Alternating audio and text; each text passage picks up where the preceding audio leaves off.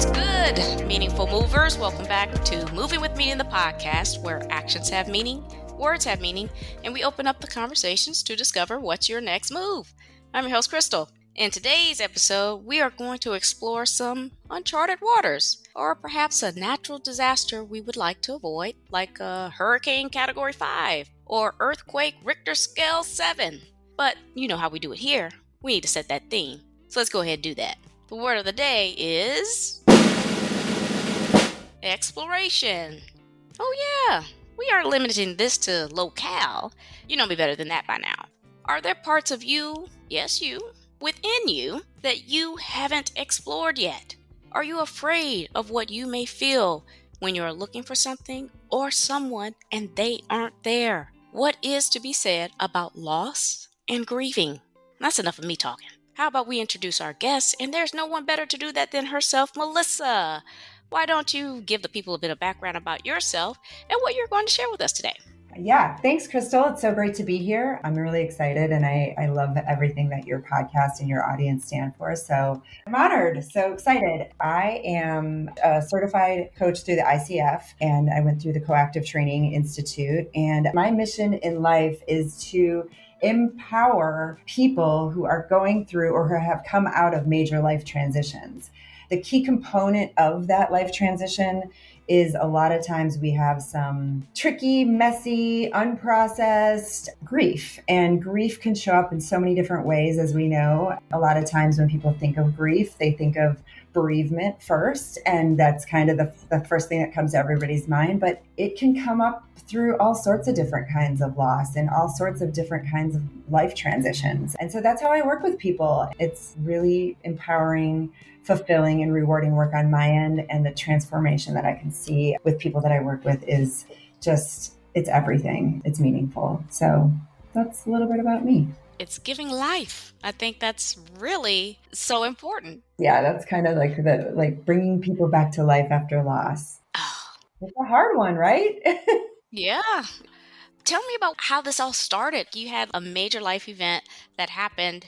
I mean, I can't imagine it. I have not experienced this. Do you mind sharing a little bit about that?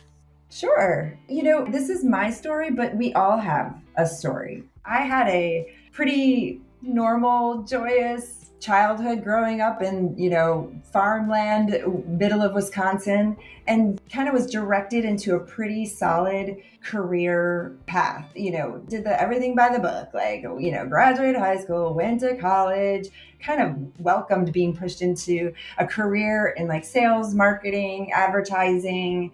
You kind of just do the motions, and was a high achiever. It was about 6 years ago now, my parents passed away about 10 months apart from each other. It blindsided me. It took me completely out of my element, out of my life. I write about it when, I say it brought me to my knees because I was completely unprepared. I had no experience with, or very little experience with death. So I struggled. I was kind of heading myself down like a really kind of a dark path. I was self-medicating. I was doing, workaholic, anything that I could to sort of just not feel. Yeah. Just not feel what I was feeling. I also didn't know how. Like on one hand, there was like going down this path of like, what can I do to avoid all the feelings? But then on this other side of me, I was like, what happens to us? Like, where do we go? Like, what happens? So there was this real mystical seeking, searching, and I qualify myself as a born seeker. I'm a growth junkie, born seeker. And so I kind of really started unearthing a lot of different, what is grief? How do people process when they pass? What happens mystically? I even went to a medium. I did all sorts of things. And through all of that, I just was like, something is not right. Something feels off. And what I call that now, knowing a little bit more, being on the other side of that, is your wake up moment, your soul talking to you. I mean, there's all sorts of different things that we can call it, but there was a voice inside that was like, hello, we're in here. And also, please start listening. Can you start listening? Because I had already been in probably 5 years worth of therapy at that point. So I was like, on that self-awareness journey, really working on myself. But Therapy is a super powerful modality and a way to help process and handle and deal with life. And that work is very specific in its approach. But I needed something a little different. I knew I needed help in getting myself into motion, into like really understanding, okay, what's this voice? How do I get into movement about it? Something seems off. I don't know what that is. I knew I needed something kind of like more specific. And so a good friend of mine has a coaching company. She was like, I want you to work with one of my coaches. And she's a little bit more in that, like, not executive leadership coach, which a lot of coaches do, but she was a little bit more in the spiritual life, and so I knew I could take like an exploratory journey with her, not knowing anything about what I was getting into. I wasn't even sure what my goals were, but I just knew something needed to change. So I started working with her, and I worked with her for about 8 months. It was just under a year, I think, that we worked together. It was through that I realized my career wasn't working for me. I think I had reached a point with that I was like, this isn't what I want to do anymore. I desperately wanted to give up some addictive behaviors that were happening. I wanted love in my life. I knew I was spending time in circles of people. I think that there's maybe I'm moving on from different ways of doing things, with the circles of life, of like some of the friendship circles, it's all of us in friends, because as life happens, people get married, they have children, they move. So there was all sorts of things going on, and everything just felt like, like I felt like that, like I don't, and I felt lost. I felt stuck. And so that process cleared me up. I was able to sit with her, and I was able to map out things. And it was coming out of that work together that I realized that I wanted to explore mental health. I wanted to work with people in a mental health capacity. I didn't know what it was. I thought I wanted to maybe go back to school to become a therapist. I wasn't sure.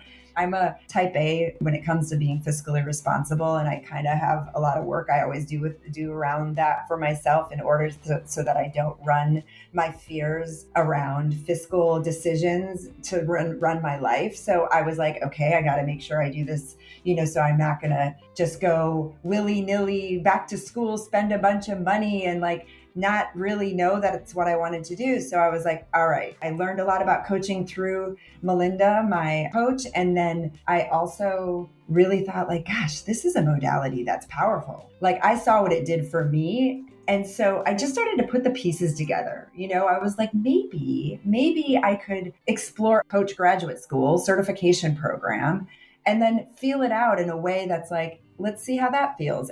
After I had done that, it felt great. That really fits for me. Since then, I've dove in headfirst building Wishbone Wellness, which is my company. And it's a coaching company, a wellness company that is nurturing people going through major life decisions. At the end of the day, that event just opened my whole soul. It woke me up. It was a wake-up call. So it woke me up to something needed to change. And it sent me down the path of what that change was, to figure out what are the steps that I need to do. I found it for sure for myself, but I find it a lot with clients. You are emotional. You're sometimes having varying degrees of suffering because you're confused, you're stuck, you're lost. You've got so many people in your life trying to help, but oftentimes they're just too close to you. They have biased things they're saying because they love you and they think they know you. What I find with a lot of us is that when we're in this phase of unknowing, we know ourselves in here deep inside, but we sometimes don't know ourselves on the external, into the external world, and we can be easily influenced, and we can, and so people that love us, they're trying to love on us. They want to love on us and guide us and steer us, but it's not always in our best interest. It might be in their best interest, but they don't know, it's subconscious. It's not always conscious. So when you're working with whether it's a spiritual leader, a coach, a counselor, a guidance counselor, a therapist, anybody in this mental health realm, it's that key of working with somebody who is 100% unbiased. They are there literally to serve you. They have no stake in the game. They help you mirror back your truth to you, even when you can't see it. They reveal your blind spots. maybe you're sounding a little victim-y in a moment of talking about something, or maybe you're sounding a little, like a martyr. Mm. It's just a conversation. Sometimes some of the things that you're saying, when they get mirrored back to you, you're like, whoa, did I just say that? And I'm like, yeah, you did. And you're like, that's not how I feel. Like I just said, and it's like, but that's conditioning sometimes. Yes. Sometimes we're just saying things that we think people want to, want to hear, Yeah. or need to hear, or society wants us to. So it's loaded. Yeah. Look, okay. So you, I said a lot there. Sorry. well, yeah, well, it was a lot to unpack because it was just so many pivotal points, powerful statements that you were making throughout that process. So the first one I really enjoyed was the fact that you mentioned the inexperience. Nobody comes into life knowing what loss is like. As we go through life, we start to explore disappointment. We start to feel all of these micro points of abandonment, and then they kind of build up to something, but it's never adding up to when someone is not there. Just like you said, it's just like this inexperience, because the only way you get the experience is by being exposed to that. And I like how you said to varying degrees. Then the next part was people on the outside are trying to love on you, they're trying to help, and they're lost too, because they're trying to find their way into you to help you, because they know that you need that. Just for me, being someone who was that person, right? Yeah. Trying to love on my husband when he had experienced a loss. It was so hard. I mean, I thought he was going to leave me. And I don't even think that was in his mind, but like what you were saying, the mirroring, if he could replay, or if he could see, you know what I mean? Like if it was a movie and he could actually see how he was, he would probably be like, wow, I didn't realize, and he was going through the things that you were talking about, where he was doing a bunch of things to numb, to separate, to ignore. Like he would go out to eat and have dinner and then come home. And I'm kind of like, whoa, what is this, right? This is odd behavior, and it's changing, and I know it's in a grieving moment, so I'm thinking the worst. And so now I feel bad because I can't bring this up to him, because he's obviously still in this state of grieving. And if I try to talk to him, it's like complete shutdown. Do not say anything. Yeah, just to be on that other side trying to just figure out what to say, because you don't know what to say. Yeah. You just had so many good points.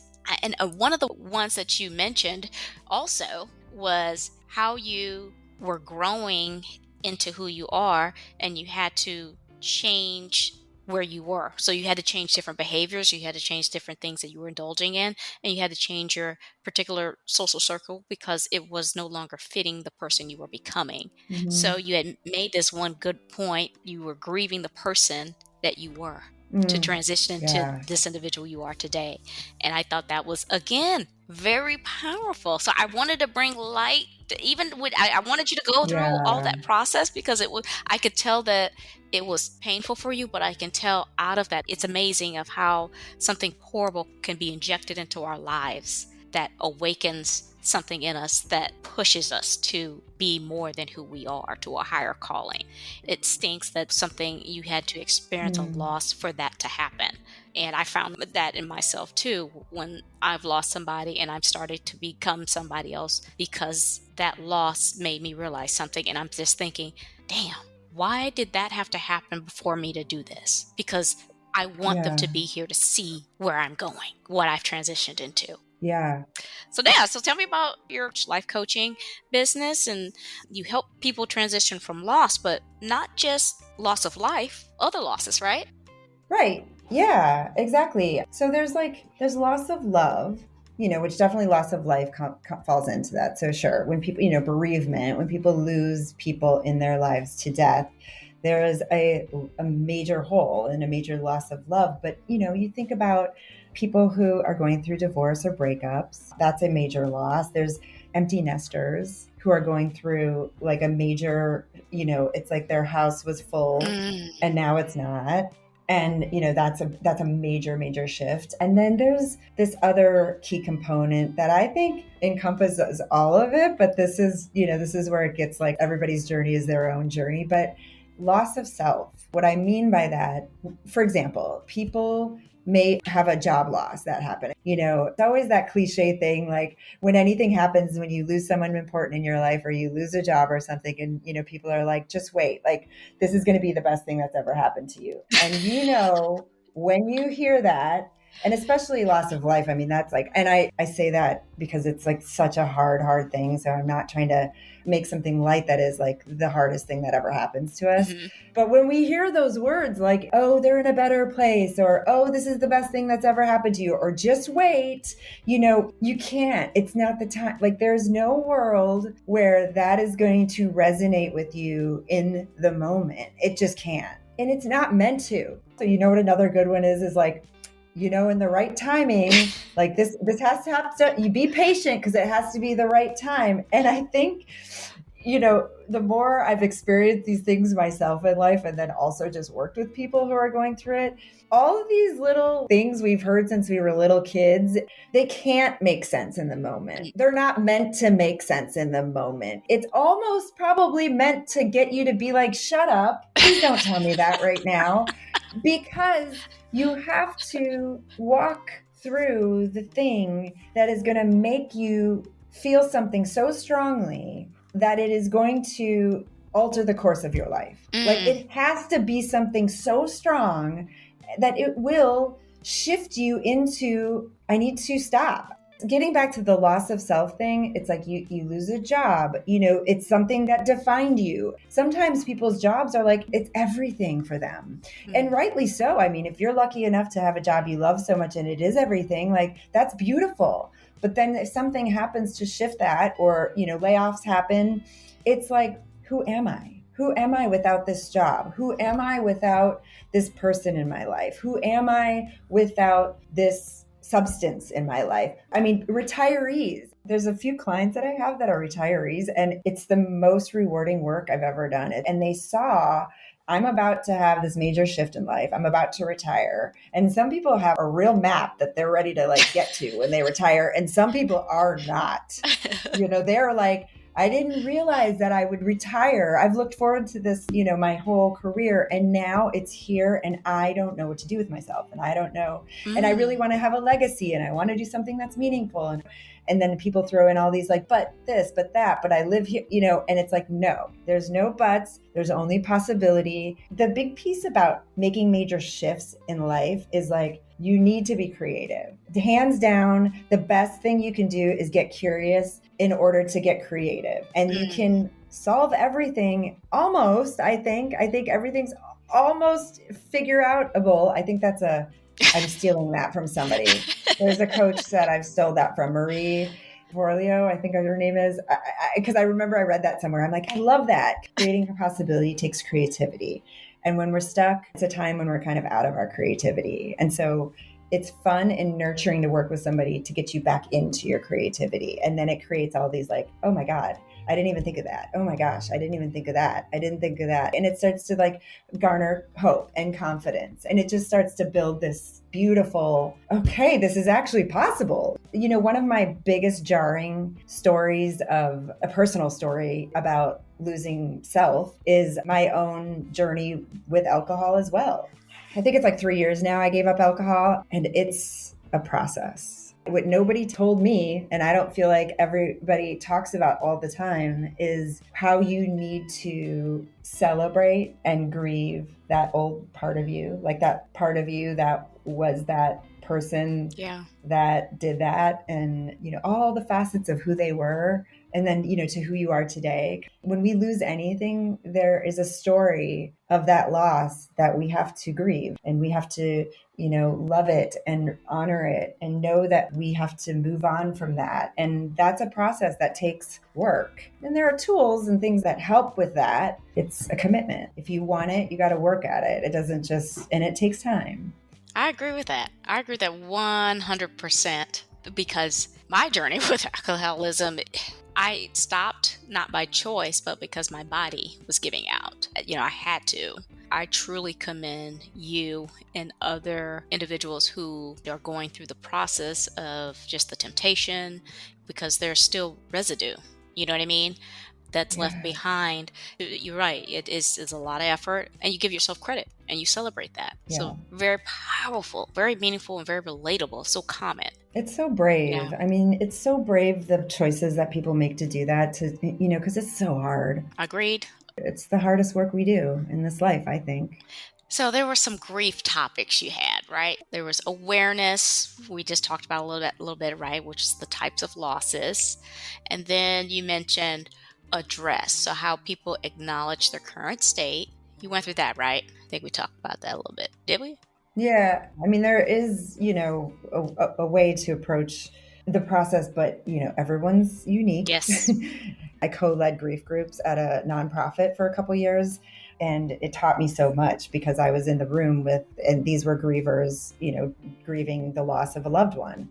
The thing that we teach and we just keep instilling in them over and over again is, we're going to talk about the different processes you go through grief, but know that it's the Wild West. I Mm, mean, it's not linear. It is any of these things. We're going through the processes with you guys because we want you not to be surprised by certain feelings you might have, certain actions you might take. We want to show you how to care for yourself in these moments. But sometimes I think when people aren't sure what the process is like, they think they're alone and they're not sure, like, why am I so tired? Like, I want to isolate. Why do, these are just some yeah. examples. And we go through the process of like all the different ways that people react to what's going on so that you're like, this is normal. Oh my gosh, this is so normal. And it's going to happen out of nowhere. It's not like you feel one thing and then the next step is this thing. Uh-huh. And then after this you get like angry and then you're going to be in denial. It's going to happen, however it's going to happen unique to you. So Oh, I like I that. think that's, I love that. yeah, and it's the way it is. We're all connected because we're a human race, but then our backgrounds are so different. So it's like the way that Krystal, you're going to react to something might be a little bit because of the way that your household was when you were a Mm-hmm. kid. There's Yes. so many little things. It's like there's no one size fits all. Just know that like everything you're experiencing is normal. Everything that you're going through is exactly how it's supposed to be for you. And so these grief groups that we were in, it really helped they could all support each other. We Yeah. had we had groups that were never more than 12 people. It was just beautiful to see everybody there walking the same path because they were experiencing the same type of loss. And so that's another, call out for people if they're going through a loss of a loved one, grief groups, if that sounds like that would resonate with you, is a really great place to get support. Sharing is caring. I always say that. Sharon is Karen. Now that we've addressed this, who do I want to be in that transition into that person? So you've really covered these topics. You really have them all organized really well. Yeah. Before I ask you this last question, which is to kind of give you an acknowledgments to the contributions to nonprofits that you do, I want to just share another quick story briefly. It's the anticipation of grief that I want to talk about. So loss has not happened, but you know it's coming. I have a god sister who has sickle cell. With sickle cell, I mean, I don't do a lot of research, but you kind of know when your time is going to be. Folks who have sickle cell rarely make it past 65. I'm not going to say there aren't success stories, but 65 is that day where things start to fail, like, renal failure starts to happen. But I spend a lot of time with her. It's difficult because she doesn't live her life like that, knowing that she knows that. And I'm terrified as I age. I'm getting closer to losing her. And so what would you have to say to folks who are dealing with something like that? I know this is like, I just threw this at you, but it's just something that's been on my mind. Yeah. First of all, I'm sorry because I can just feel how hard this is for you.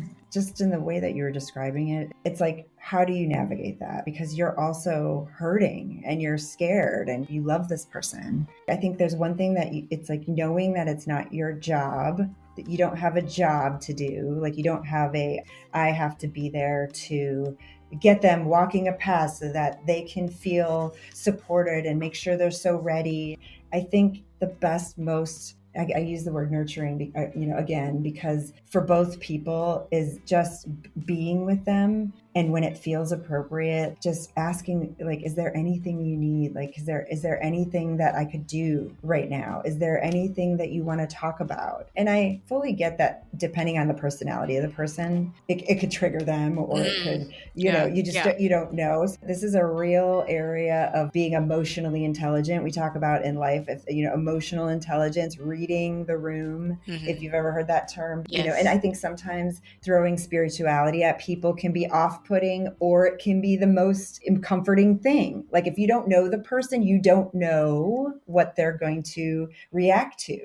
The experience that I had that is the most resonant to that is when my dad was passing, because it's like all I wanted to do was deeply connect with him. And I also wanted to talk about these grand ideas of like the possibilities of the afterlife, right? Like, this is a very inexperienced self. Yeah. Again, I was in pain, I was scared, and I was lost. Yeah. So I'm using this example not to like divert, but to be like, I think this is similar to like what you're talking about. You're like, I don't know what to do because I'm also in pain, and like this person doesn't know what's going on either. So they're also scared and in pain. It's likely. What I learned from that is I just had to be with him and just, acknowledge what was going on, not say, it's fine, this is happening, don't worry, you're going to be okay. It's like, yeah, this is happening. And none of us know what happens. Wherever mom is, because at this point my mom had passed, it's like wherever mom is where you're going to go. So whatever happens to us, we just started having these conversations, and I just really had to take my cues from him. It's hard because as humans, we are just naturally self-involved. Like we're so acutely aware of our own pain, and then also wanting to be there for somebody, that it can get really like, I don't know what to do. And I think you just have to take your cues from the person that is across from you. And then there's this like, trust your inner knowing of what there is to do. I don't know if you've ever been in that case. Like, let's take the heaviness of this topic out of it, but like something else, like you're sitting with somebody and that friend of yours or your husband or whatever, where that moment where it's like, I'm going to make a joke right now. But you're like, it's not a jokey moment. Yeah. There's something inside of me that said like, I'm just going to give a quick nudge, or make a joke about myself. I had this aunt that was passing, we didn't even really have that close of a relationship, but like, I sent her this text. What's your address? I want to send you some like puppies and bunnies over today. So the message here is, I know I'm giving some like out there examples, but just to sort of like help you and like the listener to sort of understand that there is no rule book to this. There is a feeling and a trusting, and it's going to just be dependent on the person and also what you're capable of. It's like, just try some sort of connection would be the answer, rather than nothing is my point. Yeah. But I think that doing the something can be varying degrees of something. Do you know how some people in your life need a light touch? Some people need a big smack over the head. I think that's the beauty of grief. At least what I've learned is that not everybody wants you to come running through the door with full energy. Some people, it's like, I'm just here. Yeah. And you're not going to be alone, and you're loved. I appreciate it. Takes a lot of emotional intelligence on our part. Absolutely. It's awareness. Yeah. Okay, well, thank you. And I hope that helps and reaches out to some of our listeners out there who's going through something similar. So you contribute to a few nonprofits. You want to tell us a little bit about that? Yeah, the nonprofit that's closest to my heart is called Our House, and they're a grief support center that is Los Angeles based. They organize grief groups based on what loss you've had, what type of loss you have. They have programs for children. They have all sorts of different programs. And then this is also another local Los Angeles, or if you're visiting Los Angeles, I do a free hike and heal once a month. I love to get into nature, and I think it's one of the most healing things that we have access to that is completely free. And so I do that once a month and get folks together. We go on a quick hike, and then afterwards I offer either an exercise or some sort of tool to help with grief, to help with healing from loss. So those are like some of I just like to offer a lot of free things to people because it gets them familiar with the type of work, and then they can kind of get empowered to do things on their own. But Our House is the nonprofit that is closest to my heart. Awesome. I appreciate that. And I agree. Nature has some kind of healing that it goes beyond So good. just anything else that I've ever experienced. So walks in the park, but hiking, I know you don't want to do it, but just get you some water and get out there. All right. Totally. Well, Melissa, this was a wonderful conversation. Oh. Tell me, do you have any golden nuggets to add to that ketchup, just to recap for the folks? Biggest golden nugget is staying super curious. Curiosity is the best tool in life. What I can't stress enough is when you're in moments of conflict, stress, pain, stuckness, whatever it is, if you can bypass those little like stuck receptors, I like to call them, in the brain for 2 seconds and just get curious, it will open up doors that you never could have imagined. It will open up doors and possibilities, and just, if nothing else, a moment of self-awareness. If you cultivate that tool within yourself, it's like you become a wizard. You become like a wizard to your own life. It's simple, but it's beautiful. Fantastic. Embrace the change, folks, and get curious. Now, that's the episode today. Have you experienced a devastating loss? Or are you struggling to just hold it together for the next day or next hour? Have you allowed yourself to be angry or sad?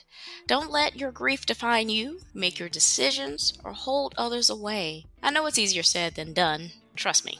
That's why I appreciate Melissa sharing her story and bringing such a difficult topic to the forefront. I hope Melissa's approach to exploring the depths of grief has found its way to you. If so, drop a supporting comment on your appreciation or offer your own experience, whether it's yourself, where you are in life, or where you want to be. I love it all, and so will someone else. Before I let you go, Melissa, why don't you go ahead and remind the people who you are, where they can find your resources or reach out to you. Great. It's Melissa Harris. My website is Wishbone Wellness, and Wishbone is spelled uniquely. So let me just give that to you. It's Wishbone with a Y. And why is that? Because Y looks like a wishbone. So I hope that's helpful for people to remember. So that's WYSHBONE Wellness, WELLNESS.com. Instagram and Facebook, I'm Wishbone_wellness. And that's where you can find me. And if you're interested in any of the free items I mentioned, they're all on my homepage on my website. You can download them, sign up for them. And that's the best way to reach me. Talk about creativity. Practice what you preach. Hey. Okay. I'll make sure to include all of Melissa's resources and connections in the episode description, as well as on my website's resources page, movingwithmeaning.com. Make sure you guys subscribe to the show, Moving With Meaning, the podcast, and tap that alert bell so you know when these episodes drop. I am on Apple Podcasts, Amazon Music, Spotify, and YouTube Music. Please share, like, repost, and follow. Tag someone. We are creating a community here. Quick housekeeping before you go. Follow me on Instagram at movingwithmeaning82. Also connect with me on LinkedIn. I do dabble a bit in TikTok at Krystal B. Clark. My YouTube channel is up. Kindly run over there and have a look at too. Links are in the episode. Alrighty. I'm Krystal on Moving With Meaning, the podcast, reminding you to take it one step at a time. All moves have meaning. Check y'all later.